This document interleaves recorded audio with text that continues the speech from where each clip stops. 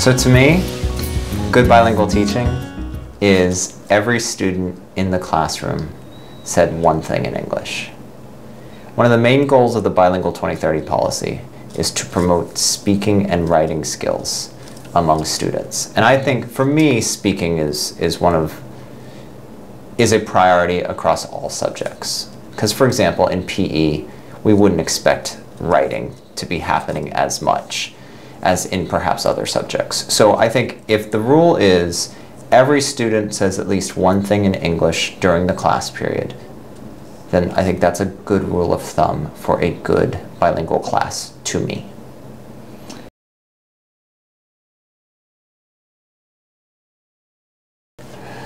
So many people are promoting this idea of language objectives in bilingual education. And that means many different things to many different people. For some people, that means actually explicitly stating things like grammar and such, and that should align with the English curriculum. I do not promote that.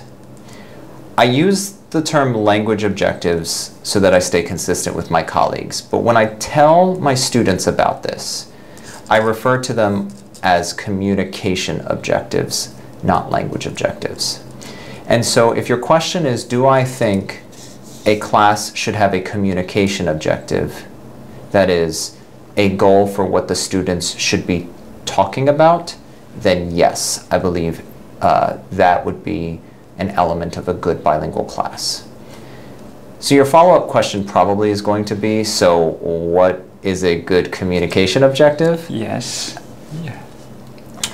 A good communication objective to me is, first, it's directly connected to the content. Mm-hmm. So it is not necessarily related to classroom language or anything like that. I often see that in lesson plans. To me, that's not what we're hoping for.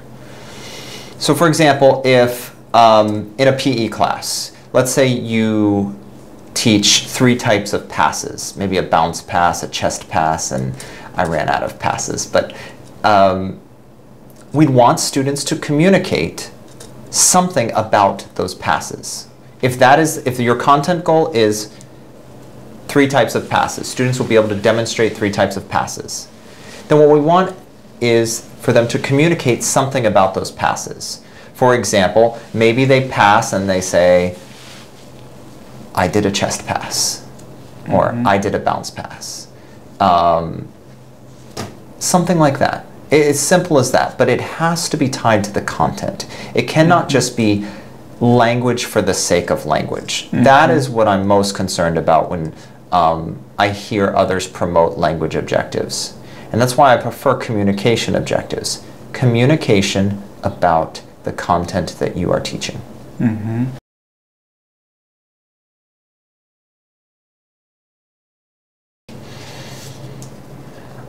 I think I would say at this stage of development of bilingual education, we just need to get kids talking. Yeah. Because I think that's going to be the biggest barrier for many teachers. Because even in monolingual class, when you were using Mandarin Chinese, there weren't necessarily a lot of opportunities for students to speak. Yes. So it's almost not even a bilingual education thing, but it's just a matter of even how education has been practiced in the past. So I would say just getting students to communicate about their knowledge, I would say that is probably a good standard for now.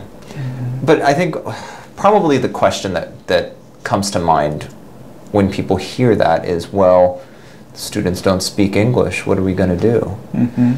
So I like to think about student proficiency in terms of 5 different levels. And they don't necessarily align to B2, A2. In every class, students will fit into one of these 5 categories, and they're very simple categories. Category 1, students can say single words. Every student in Taiwan can say single words. I do not know a student that cannot say yes, no, hello. Everyone can do that. Okay?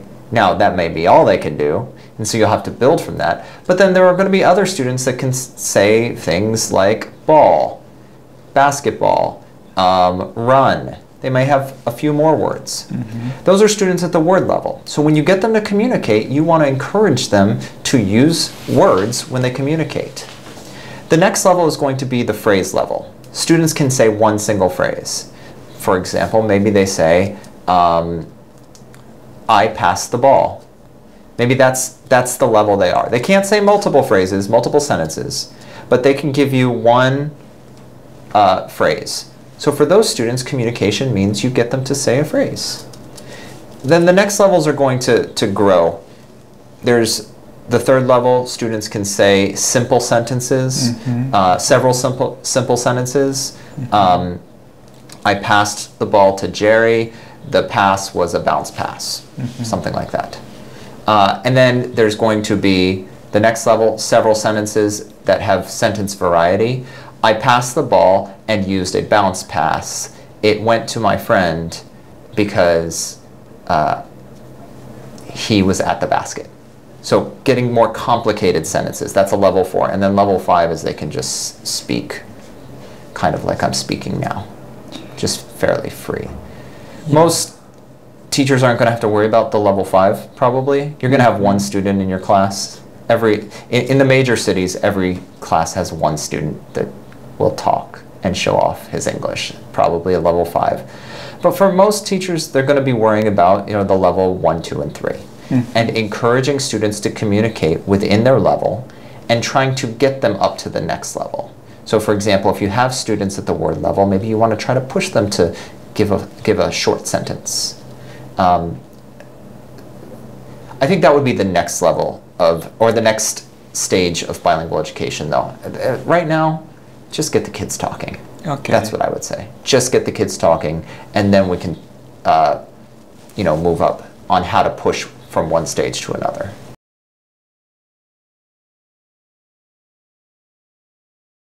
Good question. Let me clarify something first.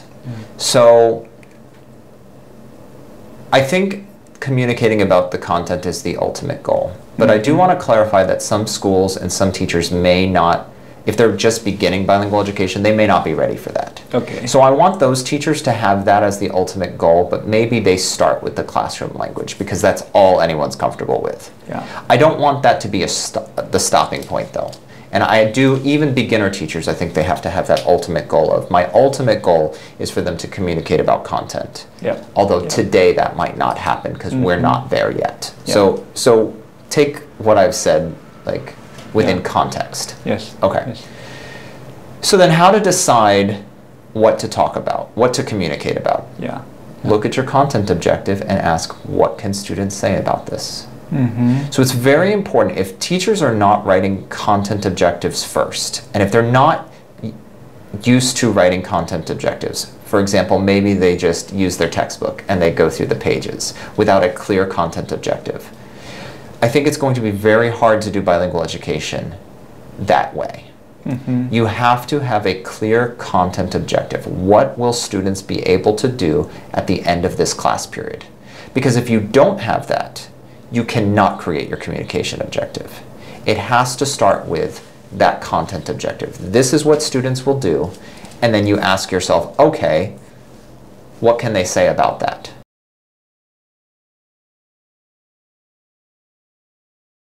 Potentially, but as long as, because in those cases, so for example, one of the things that a student might have to do in a more academic setting is they might have to explain, for example, a cyclical process. We'll say the water cycle. Okay? So what do you need to do? What do students need to be able to do that? Well, they need to know the vocabulary associated with the water cycle. So precipitation, runoff, and I'm sure there's other words, but evaporation, those types of things. Okay? So yeah, you would pre-teach those words with the goal that students would be able to name the steps of the water cycle. So you would pre-teach those words, and then you would teach about each of those steps, maybe in Mandarin. And maybe your communication goal is students can say the 5 steps of the water cycle in order. when starting from, any step. So for example, we could start at runoff, or we could start at evaporation, and then they can say it.